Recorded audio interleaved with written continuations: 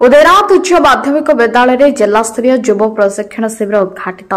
नमस्कार, मु सोनाली स्वागत करुच्ची जी न्यूज भारत को।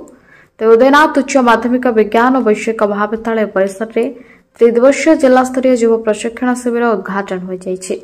उद्घाटक रूपे युक्त 2 उच्च माध्यमिक शिक्षा परिषद राज्य संयोजक प्रोफेसर डॉक्टर विश्व मोहन जेना जोगदे शिविर नियम और युवपीढ़ी मान भूमिका उपर आलोचना करथिले। एक कार्यक्रम को अनुष्ठान अध्यक्षा प्रोफेसर डॉक्टर लोलमीना दास अध्यक्षता करथिले। अन्यमानक मध्य महाविद्यालय उपाध्यक्षा प्रोफेसर डॉक्टर हिरण्यमयी मिश्र, कार्यक्रम अधिकारी अध्यापक हरिहर साहू स्वागत भाषण प्रदान करने सह संस्कृत अध्यापक सत्यजित नंद सभा परिचालना करथिबा बेले संस्कृत विभाग मुख्य डॉक्टर प्रशांत कुमार पंडा धन्यवाद प्रदान करथिले। ଏହି କାର୍ଯ୍ୟକ୍ରମରେ ବିଭିନ୍ନ ମହାବିଦ୍ୟାଳୟରୁ 110 ଜଣ ସ୍ୱେଚ୍ଛାସେବୀମାନେ ଭାଗ ନେଇଥିବା ବେଳେ ମହାବିଦ୍ୟାଳୟ ତରଫରୁ ଅଧ୍ୟାପକ ମହେନ୍ଦ୍ର କୁମାର ମହାପାତ୍ର ଏବଂ ଯୋଗ ଅଧ୍ୟାପକ ସନ୍ତୋଷ କୁମାର ମାଝୀ ଜାତୀୟ ସେବା ଯୋଜନା ଏନ୍ଏସ୍ଏସ୍ ମୂଳର ଉଦ୍ଦେଶ୍ୟ ଏବଂ ଲକ୍ଷ୍ୟ ଉପରେ ଆଲୋଚନା କରିଥିଲେ। ଏହି ଶିବିରରେ ବିଭିନ୍ନ ଉଚ୍ଚ ମାଧ୍ୟମିକ ବିଦ୍ୟାଳୟରୁ କାର୍ଯ୍ୟକ୍ରମ ଅଧିକାରୀ ହିରଣ୍ୟ ବିଦାରକ ମହାପାତ୍ର, ଋଷିକେଶ ମହାରଣା, ଶୁଭସ୍ମିତା ଭୂଇଁଆ, ପ୍ରକାଶ ଚନ୍ଦ୍ର ପ୍ରଧାନ, शिवप्रसाद मिश्र, संकर्षण बेहेरा, सूर्यकांत मल्लिक, स्वागतिका बेहेरा प्रमुख जोग देइछन्ति। ए शिविर 22 तारिख ठारू आरंभ होई 24 तारिख पर्यंत चलिबो। एतरे विभिन्न विभागर शिक्षा उपरे आलोचना कराजिबो बोली कार्यक्रम अधिकारी श्री साहू सूचना प्रदान करिसेंति। कंडापड़ारू सरचिनी बेहेरांक report, Zee news Bharat. Doctor Bishwamohan Jena, programme coordinator NSS bureau CHS.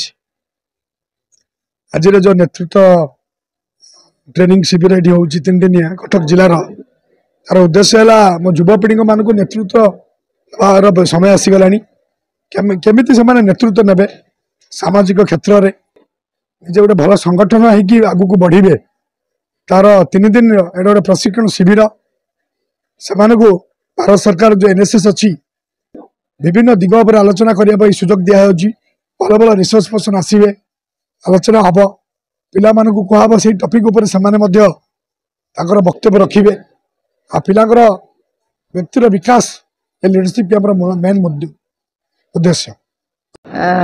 Higher secondary school रे आज 3 दिन धरी जिला स्तरीय एनएसएस युव सम्मेलनी आरंभ होबाकू जाउछि।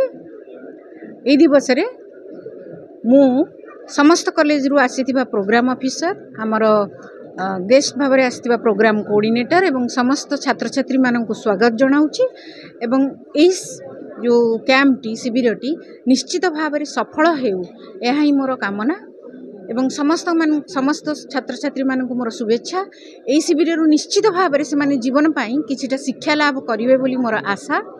जोटा प्रथम कथा जे नेतृत्व गुण एठारू निश्चित भाव में शिखिकी जीवे जहाँकि जीवन में कम आसीबो, देश गढ़िबारे कम आसीबो एवं जड़े उत्तम नेतृत्व नबार दक्षता समस्ते हासिल करी एवं गोष्ठी रे रही केमती कार्य करा जाए एवं श्रृंखला ज्ञान त्याग मनोभाव यही सब जिनस निश्चित भाव में यही कार्यक्रम से माने शिक्षा करेंगे बोली मोर आशा।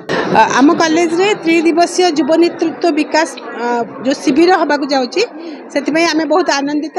आमर आसतिले एनएसएस तरफ श्रीयुक्त विश्वमोहन जेना सार ता सहित Banki college, Choudwar college, Subhadra Mahtab college Asureswar आउरी अनेक कॉलेज रु आमर जिला स्तरीय जेहेतु होउची ए शिविर सेतिमै आमर स्वेच्छासेवी माने आछंती। आमर उद्घाटित हो सारी ए शिविर आज शिविर 3 दिन व्यापी ए शिविर आम कॉलेज रे चलिबो।